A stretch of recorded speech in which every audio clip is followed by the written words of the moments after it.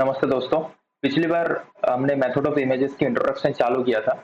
आज method of images को थोड़ा साइड में रखते हैं। वो पढ़ने से पहले एक छोटा-सा कॉन्सेप्ट हमको पढ़ना ज़रूरी है। उसका नाम है work and the energy of the system. तो चलिए शुरू करते हैं। Work and the energy of the system क्या होता है? जैसे मान लीजिए जहाँ पर ये प्लस क्यू चार्ज है और ये मान लीजिए एक प्लस क्यू मतलब Q1 और Q2 ये दोनों चार्ज है और उन दोनों चार्ज के बीच में जो हमारा जो डिस्टेंस है वो r है। अब इसको इस सिस्टम का जो एनर्जी है वो एनर्जी हम कैसे लिखेंगे? तो generally work done for this energy मतलब इस सिस्टम के लिए जो तुम्हारा वर्क डन हुआ है वो होगा Q1 Q2 upon 4 pi epsilon not into r। This is the work done. अब वर्क डन किस लिए? इसको थोड़ा तोड़ के समझते हैं। इतना तो हमने क्लास 12 में भी पढ़ा था कि वर्क डन का normal formula k Q1 Q2 by r होता है और जनरली अगर ये मतलब इलेक्ट्रोस्टैटिक कंडीशन में वर्क डन दोनों तरफ के हो सकता है, पॉजिटिव और नेगेटिव। ग्रेविटेशन में ओनली नेगेटिव होता है। पॉजिटिव इसलिए क्योंकि रिपल्सिव होगा, अगर plus charge minus charge minus charge, अगर प्लस माइनस हो गया तो नेगेटिव हो जाएगा। मतलब ये एक स्केलर क्वांटिटी है। तो ये पॉजिटिव और नेगेटिव साइन दर्शाता है कौन सा रिपल्सिव होगा और कौन सा तुम्हारा अट्रैक्टिव होगा। तो W ये फॉर्मूला पर एक सिस्टम के लिए क्या होगा ये तो नॉर्मली हमको पता है कि work done for this is. इसको थोड़ा तोड़ के समझते हैं। जैसे मान लो एक प्लस क्यू चार्ज जहां पर है, ठीक है, एक प्लस क्यू चार्ज जहां पर है। अब एक प्लस क्यू चार्ज, एक Q1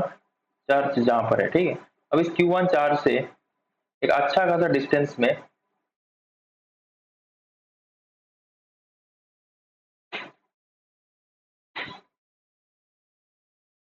अच्छा खासा डिस्टेंस मान लो इंफिनिटी तक एक हमने Q2 चार्ज को इधर लाने की कोशिश कर रहे हैं, इधर लाने की कोशिश कर रहे हैं, तो उसके लिए वार्डन कितना पड़ेगा? तो हमको पता है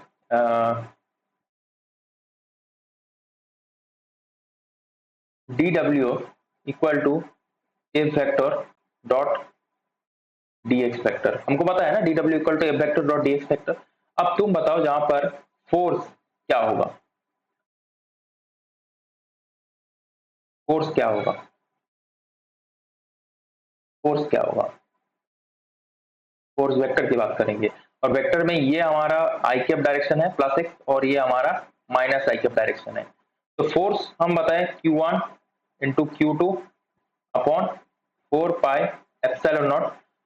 और मान लो ये x डिस्टेंस तक आ गया, ये हमारा जो डिस्टेंस है वो x डिस्टेंस है और वहां पर Q2 चार्ज आ गया और इधर जाने की कोशिश कर रहा है और थोड़ा सा डिस्टेंस इसने क्रॉस किया जो हमारा dx है। तो 4 pi epsilon not into x square, है ना, क्योंकि चार्ज अगर जहां पर हुआ तो Q1 Q2 upon 4 pi epsilon not x square और of course the direction is minus plus i cap, क्योंकि Q1 चार्ज Q2 के ऊपर रिपल्सिव फोर्स देगा। इस Q2 चार्ज के ऊपर कितना फोर्स किधर लग रहा है? Q2 चार्ज के ऊपर force positive I cap direction में लग रहा है। This is a vector and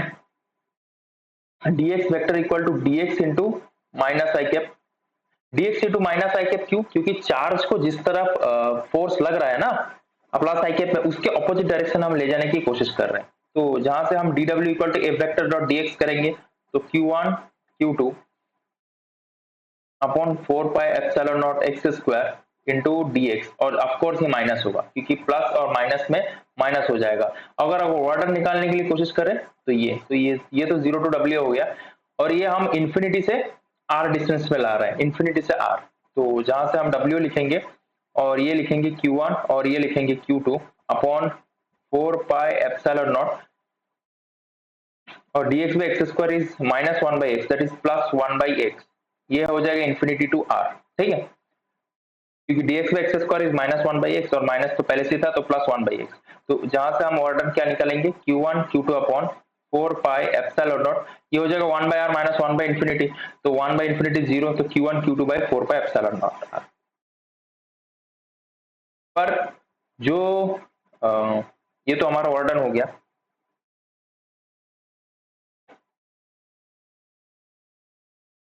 तो जैसा हमने बोला था ऑर्डर ऐसे निकालती है। पर अगर हमने लिखा कि पोटेंशियल एनर्जी क्या होगा, du तो हमेशा minus a vector dot d x vector होगा, है ना, क्योंकि वर्क डन का ऑपोजिट होता है, du मतलब potential energy, this is work done for the system, this is also always potential energy A vector dot d x vector is this. तो मतलब एफ डॉट डी एक्स से हमने D W निकाल लिया, तो डी ऑफ कोर्स इसके negative, तो इसके नेगेटिव होगा तो Q one Q two upon minus Q one Q two upon four pi epsilon not R, minus of Q one Q two upon four pi epsilon not R, और ये integration करके भी देख सकते हो। तो एफ डॉट डी एक्स ये आया था एक्चुअल में, और इसके ऊपर माइनस लगा तो प्लस, और ये तुम्हारा माइनस वन बाई एक्स आ जाएगा, माइनस वन बाई एक्स आ जाएगा इन्फिनिटी से आर, और ये तुम्हारा होगा one by infinity minus of one by R, minus one by R last में आ रहा है, तो minus one by R last में आ रहा है, तो ये माइनस वाला आएगा, तो ये हमारा एक्चुअल में यू है, मतलब पोटेंशियल एनर्जी हमेशा negative of the work done. तो अब इस work done for the system का नेगेटिव अगर पोटेंशियल एनर्जी हुआ, जैसे हमने दो बेसिक चार्ज के लिए एग्जांपल दिया, आप देखते हैं एक सिस्टम के लिए इसको जल्दी से जल्दी कैसे निकाले, क्योंकि हर वक्त तो हम इतना इंटीग्रेशन करेंगे नहीं। वर्क डन मतलब क्या है, एक प्लस, अच्छा आप बोलोगे प्लस क्यू वन चार्ज के लिए कितना वर्क डन हुआ है, जैसे Q2 चार्ज को ला रहा है वैसे तो Q1 चार्ज को भी लाया था, उसके लिए वर्डन जीरो है, क्योंकि पहले से कोई तो चार्ज है, इन्फ्लुएंस ही नहीं था, ये तो एक चार्ज को फील्ड मिल गया, Q2 चार्ज को तो एक फील्ड मिल गया, Q1 चार्ज को तो कोई फील्ड मिला ही नहीं। तो अब आगे चलते हैं।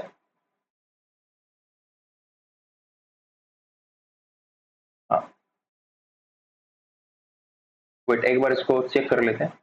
F dot d x is this, तो ये माइनस वाला है, और ऊपर से और एक माइनस है, तो माइनस माइनस प्लस हो जाएगा, डब्ल्यू हो जाएगा, ठीक है। अब बात करते हैं सिस्टम की पोटेंशियल एनर्जी, सिस्टम का पोटेंशियल एनर्जी कैसे निकालेंगे। अब मान लो जहां पर एक सिस्टम है, ऐसे करके एक स्क्वायर वाला,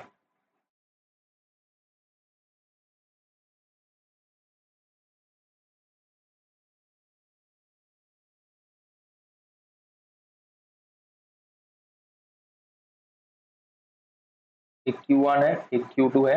एक Q3 है, एक Q4 है, इसको थोड़ा समझने में टाइम लगेगा। तो पहले बताओ work done for the first charge, Q1 charge के लिए work done of course zero, क्योंकि Q1 चार्ज तो किसी का इन्फ्लुएंस ही नहीं था ना, वो तो ऐसे फ्री चार्ज की तरह आ गया, तो उसके लिए तो कोई फील्ड का अट्रैक्शन या मान लो अट्रैक्शन या रिपल्सन कुछ नहीं था, तो इसलिए वर्क डन जीरो हो गया। और सेकंड चार्ज के लिए क्या हो जाएगा, के Q1 मतलब Q1 Q2 by four pi epsilon not into R, जब Q2 चार्ज आया तब बस इसका इन्फ्लुएंस है, और सब मान लो आर डिस्टेंस में, मैं बस समझाने के लिए बात कर रहा हूँ, सब आर डिस्टेंस में। अच्छा, थर्ड चार्ज के लिए क्या होगा, थर्ड चार्ज के लिए दो चार्ज है, Q2 और Q1, अब Q1 और Q3 मतलब ये जो डिस्टेंस है तुम्हारे, ये हमारे लिए है आर रूट टू, आर ये 90 डिग्री है स्क्वायर में, और ये भी तुम्हारा 90 डिग्री है, तो ये आर रूट टू हो गया। तो Q3 के लिए दो चीज है, एक तुम्हारा Q2 के लिए पल्ला पड़ना है, वो तुम्हारा four pi epsilon not R है, और Q3 के लिए तुम्हारा Q1 का पल्ला पड़ना है, और उसके लिए तुम्हारा है फोर पाई एप्सिलॉन नॉट है आर रूट टू। और हमारे फोर्थ चार्ज के लिए ऑर्डर क्या क्या है,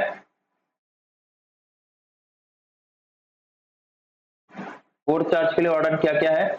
Q4 के साथ पहले Q3 upon four pi epsilon not R plus Q4 के साथ Q2 upon four pi epsilon not R root two plus Q4 के साथ Q1 upon four pi epsilon not R, ठीक है। तो Q4 के साथ Q3 four pi epsilon R, Q4 R root two हो गया, और Q4 पाई एप्सिलॉन आर, तो ये हमारा वर्क डन हो गया। सेकंड चार्ज के लिए दोनों चार्ज के इन्फ्लुएंस है, पहले एक चार्ज के लिए इन्फ्लुएंस है Q1, Q3 के लिए Q2 और Q1 है, और Q4 के लिए Q3 भी है, Q2 भी है, Q1 भी है, बस Q1 Q2 Q3 तीनों है। अब इस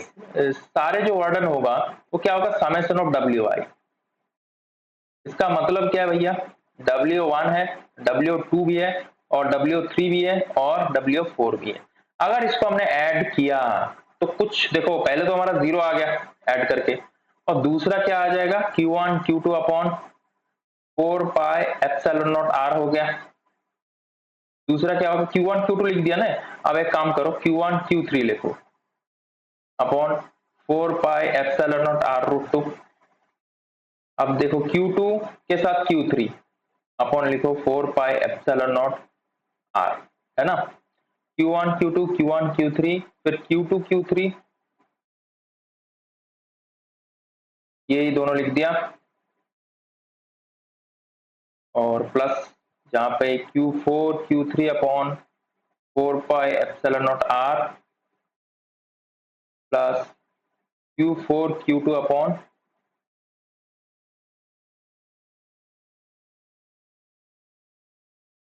4 pi epsilon not R root 2 plus Q4, 3 2 5 1 6 term, 1 2 3 4 5 6, है ना। 1 2 3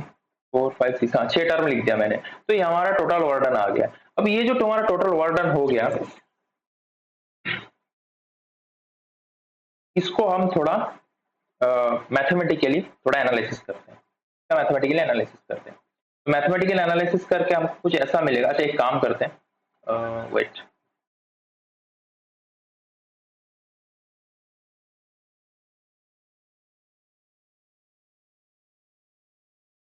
एक काम करेंगे, इसको ऊपर थोड़ा खींच देते हैं,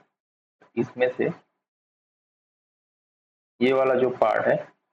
वो न्यू पेज में हम ऐड कर देते हैं ऐसे। हाँ बढ़िया हो गया एकदम, ठीक है। अब जहां पर देखो लिखते हैं, क्या लिखेंगे, W की जगह Q1 Q2 Q1 Q3 लिखा है। तो एक काम करो, इसमें से जो तुम्हारा Q1 है ना, Q1 Q2, अच्छा एक काम करते हैं, ये जो 1/4 पाई एप्सिलॉन नॉट है, इसको थोड़ी देर के लिए हम कुछ k मान लेते हैं, k कांस्टेंट मान लेते हैं, क्योंकि बार बार हम नहीं लिखेंगे इसको, ठीक है। तो हम लिखेंगे k Q1 Q2 by r, correct. अब लिखो k Q1 Q3 by Q1 Q3 by r root 2, और एक लिखो k Q1 Q4 बाई, एक काम करो Q1 Q4 बाई r, ठीक है। अच्छा इसके साथ प्लस और एक में लिखो k Q2 Q3, वेट, मतलब हर चार्ज के साथ हर एक का कॉम्बिनेशन हम ऐसे लिखेंगे, Q1 के साथ Q2 का कॉम्बिनेशन लिखेंगे, Q3 का भी कॉम्बिनेशन लिखेंगे, Q4 का कॉम्बिनेशन, मतलब एक चार्ज के साथ और तीनों का कॉम्बिनेशन। Q2 के साथ लिखेंगे तुम्हारा Q3 का कॉम्बिनेशन, Q1 का कॉम्बिनेशन, Q4 का कॉम्बिनेशन। Q3 का साथ लिखेंगे Q1 Q2 और Q4, और Q4 का साथ लिखेंगे हमारा Q1 Q2 और Q3। अब बोलोगे इतना बड़ा करने की जरूरत क्या है, जरूरत अभी समझ में आ जाएगा। वैसे ही कर रहे हैं, Q2 के साथ पहले Q1, वो भी लिख दो R, ठीक है। फिर Q2 के साथ Q3, और वो तुम्हारा कितना है R। फिर लिख दो तुम्हारा K Q2 के साथ Q4, ये है R रूट 2, और K Q2 की जगह पर Q3 Q1, तो Q3 Q1 होगा R root 2 plus K Q3 Q2 R, और फिर Q3 और Q4, Q3 के साथ Q4 हो जाएगा फिर से R, प्लस K Q4 के साथ Q1 R, plus K Q4 के साथ Q2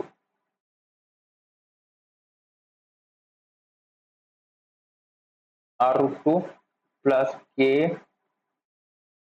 Q4 के साथ Q3 R। हो गया। अब जहां पर 1 2 3 4 5 6 टर्म था, जहां पर देखो 12 टर्म हो गया, 3 3 3 3 12 हो गया। और जहां पर डबल डबल है सब कुछ,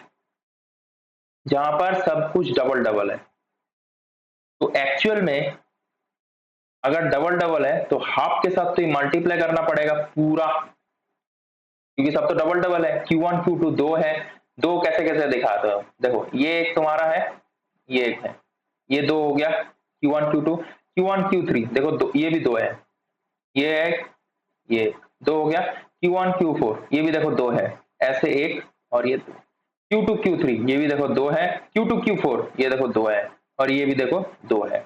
ऐसा सब दो दो है, तो इसको हाफ मल्टीप्लाई करना पड़ेगा कि सारा तो डबल डबल आ जाएगा। अब इस चीज को हम कैसे लिखेंगे, इस चीज को हम लिखना चाहते हैं, तो इसको हम अगले पेज में ले लेते हैं ताकि और सुविधा हो।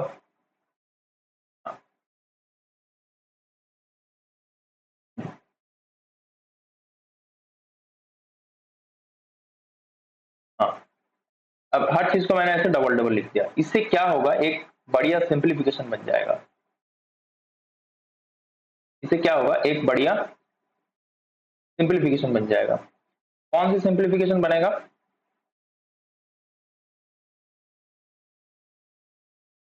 हाफ ऑफ के क्यू वन, के क्यू वन मैंने पूरा कॉमन ले लिया और मैंने लिख लिया K Q two by R plus Q three by R root two plus Q four by R, ऐसे करके के क्यू वन कॉमन ले लिया, फिर जहां पे हमने कॉमन ले लिया के क्यू टू,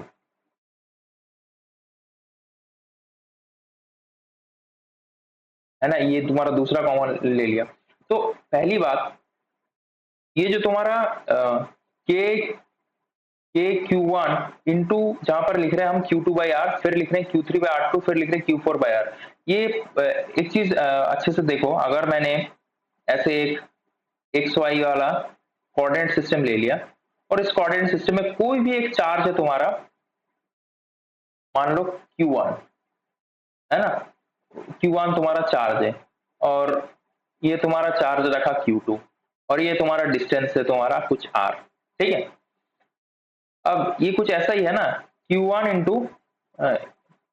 पहले इसको समझो, Q1 इंटू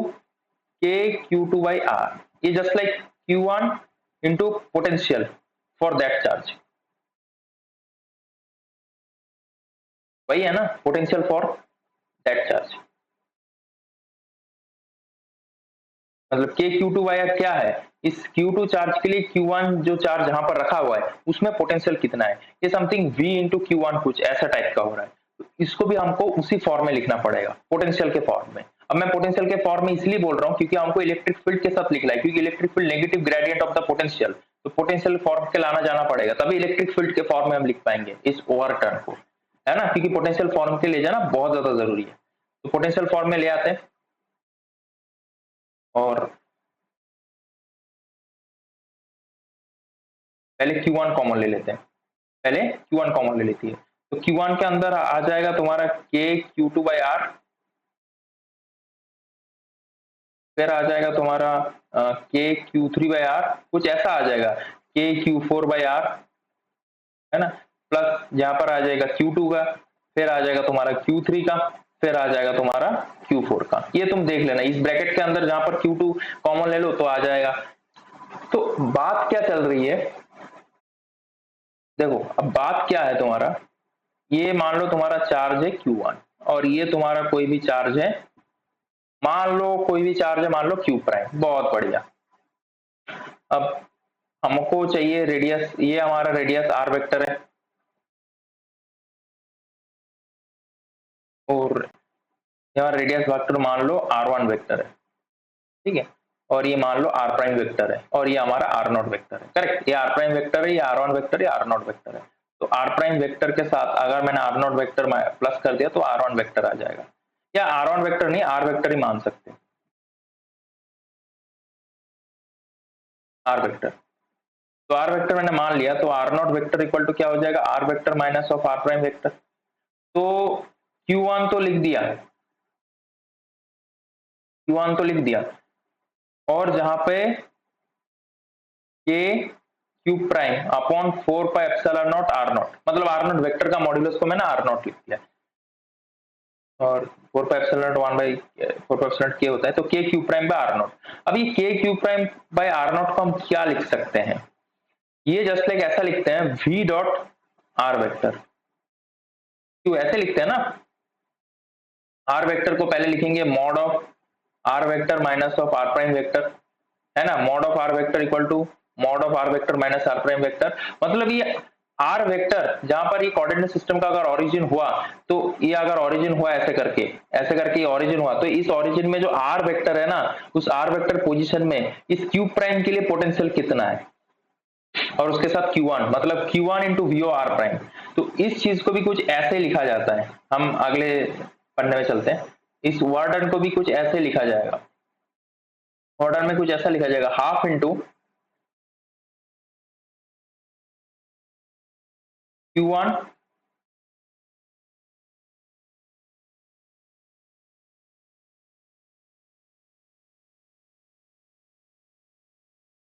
ये टोटल पोटेंशियल है, potential for the first charge, तो ये V1 हो गया, और जहां पर ये दूसरी चार्ज है तुम्हारे Q2 और potential for the second charge, मतलब जहां पर अगर दूसरा चार्ज रहता आर प्राइम की जगह मान लो आर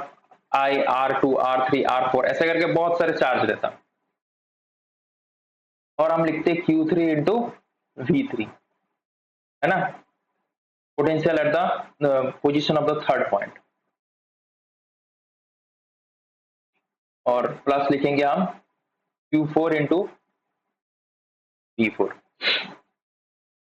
तो W हाफ हो जाएगा, फिर समेशन ऑफ I इंटू हो जाएगा QI इंटू VI।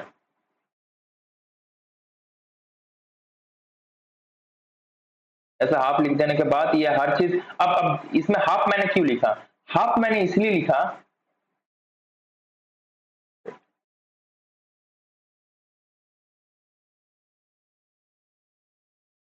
ये उसके बाद ये, हाँ हाफ मैंने इसलिए लिखा क्योंकि ये फॉर्म में लाने के लिए बहुत ज्यादा जरूरी था। मतलब इस Q1 के लिए पहले ये दोनों एक्सप्रेशन, पहले एक एक्सप्रेशन था, ये दोनों एक्सप्रेशन था ही नहीं, तो Q1 चार्ज में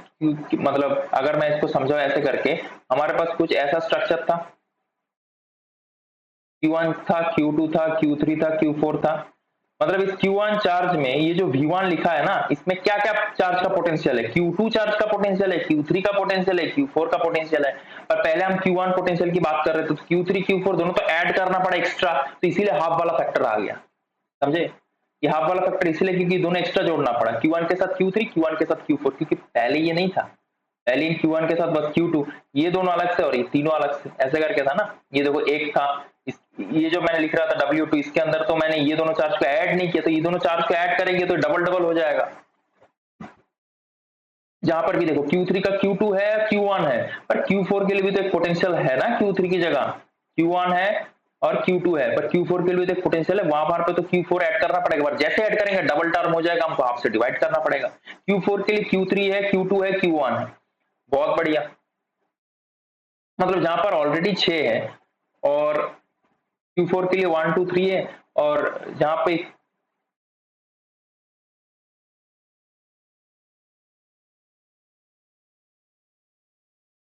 ऑलरेडी 6 और जहां पर देखो कि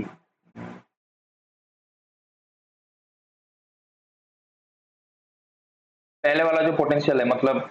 पहले वाला चार्ज में जो पोटेंशियल है Q3 Q4 मैंने दो ऐड किया, और इसमें भी दो थे पर मैंने ये एक्स्ट्रा ऐड किया, तो ऐसे करके हो जाएगा, Q1 के लिए मैंने Q2 वाला, और जब मैंने Q2 आया उसलिए Q2 आया उसलिए Q1 हो जाएगा और Q3 हो जाएगा, Q2 के लिए इतना हुआ, फिर Q3 के लिए Q2 और Q1, तो मैंने 1 2 3 4 5 6 वाला टर्म, और जहां पे Q1 में Q2 और मैंने Q1 Q3 ऐड किया, और मैंने Q1 Q4 ऐड किया, और जहां पर मैंने Q3 Q2 ऐड किया और Q3 Q2 था,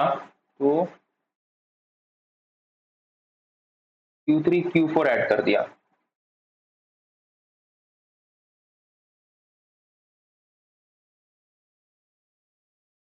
तो 1 2 3 4 5 6 6 3 9 और 3 ऐड करना पड़ेगा, देखो जहां पर 3 3 6 3 9 3 12 हो जाएगा, Q4 के साथ 1 2 3 2 1 हो जाएगा, Q3 के साथ 1 2 और 4 1 2 4, यहाँ पर तुम्हारा 1 3 4।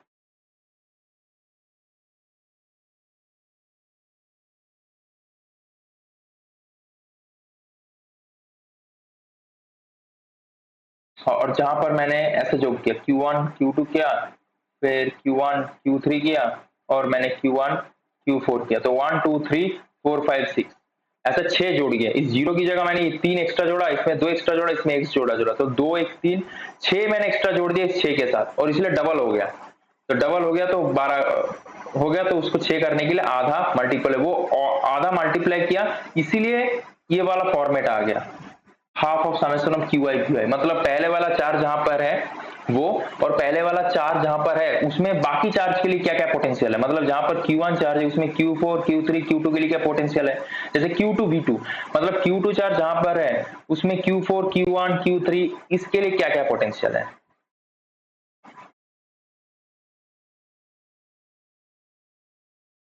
मतलब इसके जनरल फॉर्म में तुम दे सकते हो, ऐसे कोई दिक्कत नहीं है। इसको जनरल फॉर्म कुछ ऐसे बोल सकते हो कि अगर मैं इसको जनरल फॉर्म देना चाहूँ तो ये कुछ ऐसा देंगे, W इक्वल टू, यहाँ पे लिखेंगे हाफ, फिर लिखेंगे K, फिर लिखेंगे QI QJ, ऐसे लिखेंगे कुछ, और लिखेंगे RI, और समेशन ऑफ जहां पर लिखेंगे I not equal to J, मतलब Q1 डॉट Q1 नहीं हो सकता, 1 के साथ 2 ही होगा, ठीक है, I not equal to J होगा। अब इसी फॉर्म को तुम ऐसे लिख सकते हो, हाफ ऑफ, इसमें देखो हर चीज आ जाएगा, हर चीज आ जाएगा। 1 से स्टार्ट करो तो ये 1 नहीं होगा, क्योंकि I not equal to J, देखो I का वैल्यू मैंने 1 ले लिया, तो J का वैल्यू 1 छोड़कर 2 3 4 सब होगा, और वही तो हो रहा है 2 3 4। और मैं क्या बोल रहा हूँ, आर आई जे, मतलब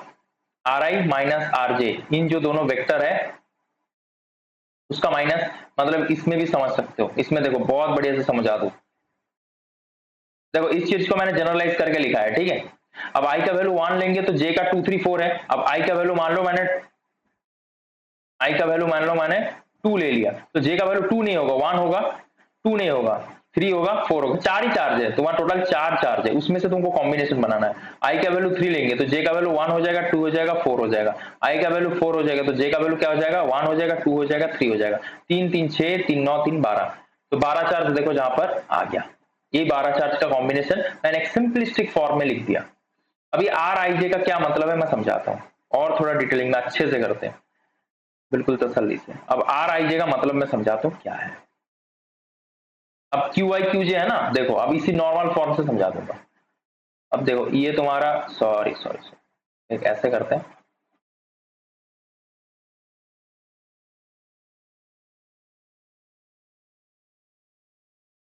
ये तुम्हारा आर आई वाला चार्ज है, और ये तुम्हारा क्यू आई है, और ये तुम्हारा आर जे वाला चार्ज है, ये तुम्हारा क्यू जे है।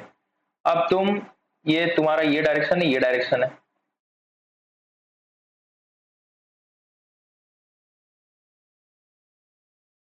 और ये तुम्हारा आर वेक्टर है। तो आर वेक्टर है, इसको क्या लिखोगे, r J vector plus r I vector equal to r J vector plus r vector, R J vector plus r vector equal to r I vector. तो जो आर वेक्टर होगा वो क्या होगा, r I vector minus of r J vector. अब potential at are I vector, potential at are I vector क्या लिखोगे, k q j upon r vector का मॉड्यूलस, मतलब mod of are I vector minus of r J vector, ये लिखोगे ना, के मतलब 1/4 और वार्डन क्या लिखोगे, Q I into V at are I vector, समझे। तो ये mod of are I vector R J vector को हमने आर आई जे बोल दिया, आर आई जे वेक्टर का मॉड्यूलस, तो मैंने आर आई जे लिख दिया, आर आई जे। तो जहां से ये निकल के आता है कि अगर तुमने जहां पे क्यू आई कॉमन ले लिया और k q j upon r आई जे लिख लिया, तो ये जो हाफ के अंदर समेशन ऑफ क्यू आई लिख रहे हो, k q j upon r आई जे, ये के क्यू जे अपॉन आर आई जे एक्चुअल में वी एट आई, और ये तब आई बन जाता है, क्योंकि एक में कर दिया मैंने k q j upon r आई जे, यही चीज है।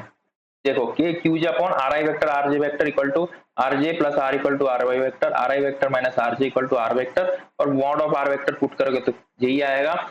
बस क्यू आई पॉइंट में, तो उसी पॉइंट में करना है ना, तो आर वेक्टर का डायरेक्शन जे से आई की तरफ जा रहा है, तो आर आई माइनस आर जे करेंगे तभी आर आई जे, और ये आर आई जे, और k q j upon r आई जे, ये potential for the point q j, ये पोटेंशियल है, पोटेंशियल एनर्जी नहीं, potential for the point q j at the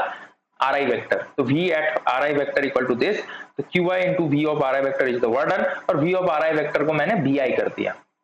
मतलब इस चार्ज के लिए पोटेंशियल वी आई, मतलब क्यू आई चार्ज के जितना पोटेंशियल है। और दूसरा कोई आर जे जगह की जगह मान लो r j prime, r j double prime, r j triple prime, सबके लिए अगर ऐड भी करते तो ये साथ में ऐड होता चलता, अगर मान लो बहुत सारे चार्जेस है तो उसके साथ साथ ऐड हो जाता के, फिर क्यू जे प्राइम अपॉन आर आई वेक्टर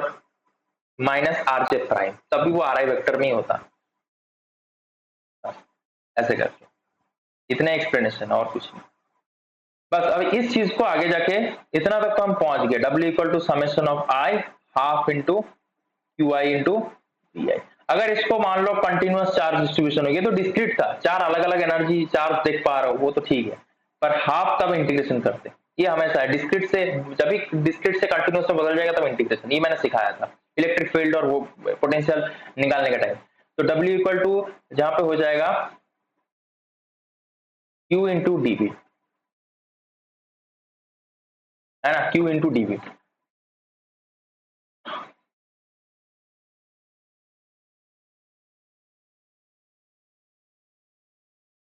या ऐसे लिख सकते हो, जो V into sorry V into D Q, मतलब कंटिन्यूअस चार्ज डिस्ट्रीब्यूशन है ना, तो उसमें से छोटा चार्ज मैंने डी क्यू ले लिया, कंटिन्यूअस चार्ज डिस्ट्रीब्यूशन में ये हमारा है continuous charge distribution,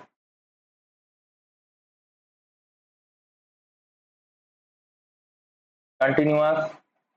charge distribution, छोटा सा मैंने मान लिया कि ऐसे लैम्डा वाला चार्ज है, तो छोटा सा चार्ज मैंने डी क्यू ले लिया, ऐसे एक सरफेस है, छोटा सा चार्ज डी क्यू ले लिया, तो वो जो V इंटू डी क्यू है half into V into D Q. अब देखो volume charge density, rho equal to क्या था, डी क्यू अपॉन डीवी, मतलब डी टाउ लिख रहे हैं जहां पर, क्योंकि V पोटेंशियल भी है ना, तो डी टाउ, तो डी क्यू इक्वल टू क्या हो जाएगा, रो इंटू डी टाउ। बहुत बढ़िया, ओके। तो वर्डन की जगह हम क्या लिखेंगे, जहां पर हाफ इंटू इंटीग्रल V की जगह लिखेंगे rho V into D tau,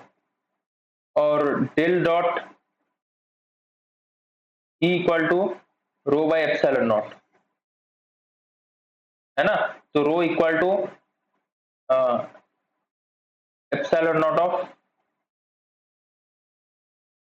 del dot e, है ना, तो इसको हम क्या लिखेंगे, half of integral of rho की जगह लिखेंगे डेल डॉट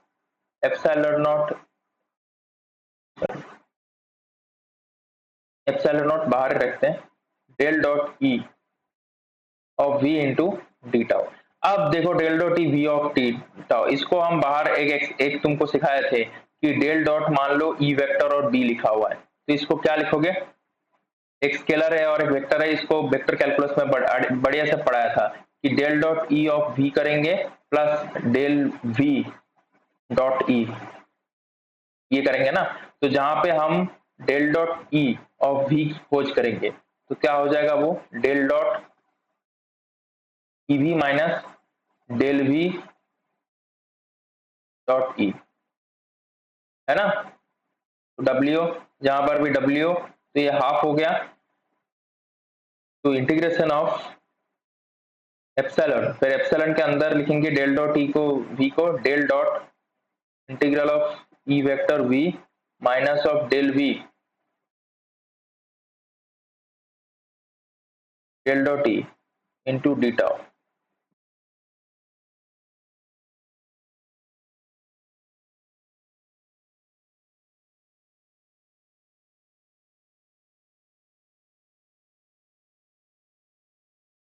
जहां पे हम डेल डॉट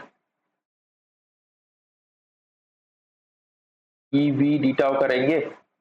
और माइनस, अच्छा एक काम करो, ये माइनस ऑफ डेल वी क्या होता है, इलेक्ट्रिक फील्ड वेक्टर ही होता है। तो एक चीज देखो, माइनस ऑफ डेल वी हमारा इलेक्ट्रिक फील्ड वेक्टर ही होता है, और ई डॉट ई क्या होता है एक्चुअल में, ई स्क्वायर ही होता है। तो ये कहीं ना कहीं E square into D tau है, और E square into D tau मतलब ये भी वॉल्यूम इंटीग्रल, ये भी वॉल्यूम इंटीग्रल। तो अगले पेज में चलते हैं, तो वर्क डन इक्वल टू क्या आ जाएगा, वर्क डन इक्वल टू आ गया half into epsilon not into E square into D tau, ये तुम्हारा वॉल्यूम इंटीग्रल हो गया, और हाफ इंटू एप्सिलॉन, और जहां पे del dot A of D tau, Gauss divergence theorem में क्या था, यदि वॉल्यूम इंटीग्रल को सरफेस करना है तो ए डॉट डी ए, मतलब जहां पर इस चीज को हम ऐसे लिखते हैं सरफेस, सरफेस और E into we dot D A, A into we dot D ए, तभी तो होगा ना सरफेस में, क्योंकि हमको क्या पता था कि ए डॉट डी ए जो सरफेस इंटीग्रल है उसको del dot A of D tau कर सकते हैं, तो del dot of D tau को ए डॉट डी ए करेंगे तो E V dot D A कर देंगे, गॉस डाइवर्जेंस थ्योरम, तो ये सरफेस इंटीग्रल हो गया, ये वॉल्यूम इंटीग्रल हो गया, ये हमारा वार्डन फॉर्मूला है। अब इसका अप्लाई करके हम सेल्फ पोटेंशियल एनर्जी कैसे स्फीयर का निकालेंगे, कैसे एक सिस्टम का निकालेंगे, इसके बाद मेथड ऑफ इमेजेस बहुत कुछ आएगा। तो आज के लिए इतना ही रखते हैं, अगले दिन इसका एप्लीकेशन देखेंगे, ठीक है।